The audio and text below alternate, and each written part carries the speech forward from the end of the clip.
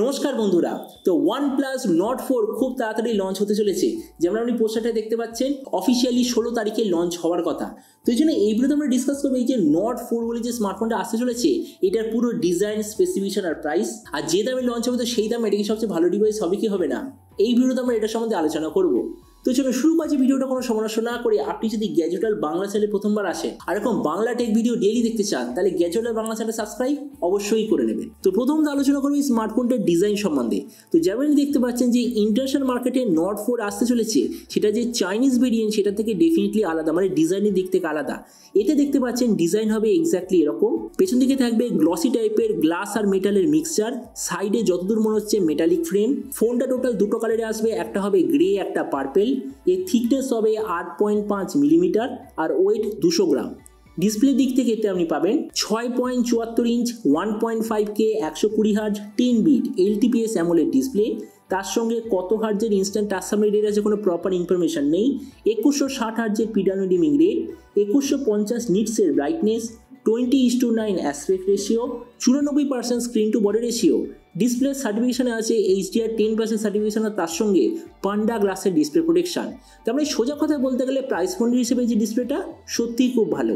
প্রসেসরের দিক থেকে এতে আপনি পাবেন স্ন্যাপড্রাগন 7+ Gen 3 প্রসেসর, যেটার সঙ্গে 9100 মিলিমিটার করে আশেপাশে একটা ভেপার কুলিং চেম্বারও আপনি পাবেন।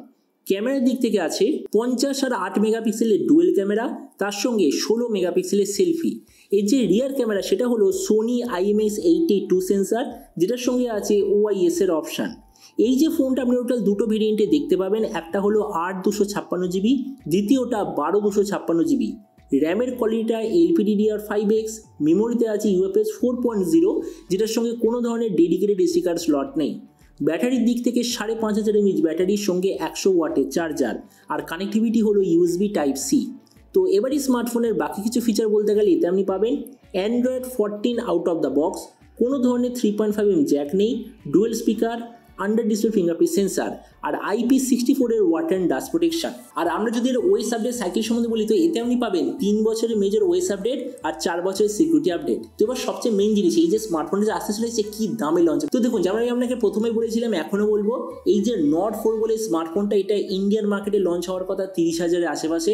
আর আপনাদের ভিডিওটা বাংলাদেশ থেকে দেখে থাকেন, তো বাংলাদেশে এটা লঞ্চ হওয়ার কথা ওই 40,000 বাংলাদেশি টাকার আশেপাশে। তো এবার সব ভিডিওর মধ্যে আপনাকে জানাবো, এই যে স্মার্টফোনটা যে আসতে চলেছে, এটা কি প্রাইস পয়েন্টের মধ্যে সবচেয়ে বেস্ট স্মার্টফোন, নাকি এর চেয়ে বেটার অন্য কোনো ফোন অ্যাভেলেবল আছে। তো দেখুন, আমরা যদি 30,000 টাকার আশেপাশে দেখি, তো গেমিং ব্র্যান্ড বলতে মানে গেমিং স্মার্টফোন যারা বানায় তারা হলো পোকো আর আইকো। কিন্তু সেই জায়গায় যে রিয়েলমি বা নর্ড, এদেরকে আমরা গেমিং ফোন বলি না, আমরা বলি একটা দারুণ অলরাউন্ডার অপটিমাইজ স্মার্টফোন। তো অবভিয়াসলি এই নর্ড স্মার্টফোনটাকে আমরা সেম প্রাইস পয়েন্টে যে অ্যাভেলেবল আছে রিয়েলমি GT60, ওটার সঙ্গে কম্পেয়ার করবো। আর তাছাড়া রিয়েলমি GT60 আমি নিজে কয়েক সপ্তাহ আগে রিভিউ করেছিলাম, আর এই দুটো ফোনের মধ্যে যে স্পেসিফিকেশন প্রায় সেম, তো ওই জন্যই দুটো ফোনের সঙ্গে আমরা কম্পেয়ার করবো।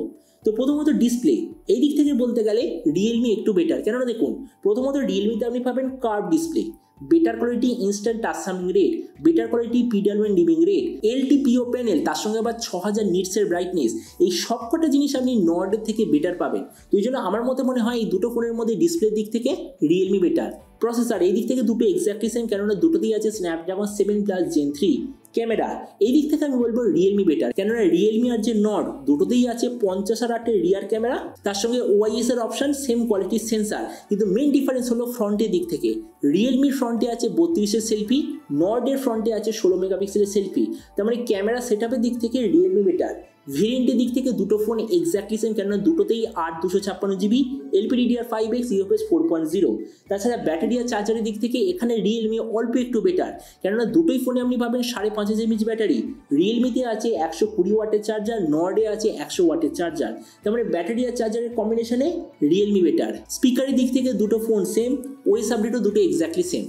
তেমন দেখুন, ভিডিও লাস্টের সময় এটাই বলবো, আপনার যদি টার্গেট থাকে 30,000 টাকার আশেপাশে একটা অলরাউন্ডার স্মার্টফোন নেওয়া, আর আপনার সামনে যদি চয়েস থাকে রিয়েলমি GT60 আর OnePlus Nord 4, তো আমার মতে মনে হয় রিয়েলমি GT60 একটু ওভারঅল বেটার হবে। তো এবার আপনি যে কোনো অবশ্যই জানবেন, এই যে 30,000-এর প্রাইস পয়েন্টে আপনি কি OnePlus Nord 4 নিতে চান, নাকি অন্য কোনো ফোন আপনি চুজ করতে চান, এটা সম্বন্ধে যে কথা বলতে আমাকে একদমই ভুলবেন না।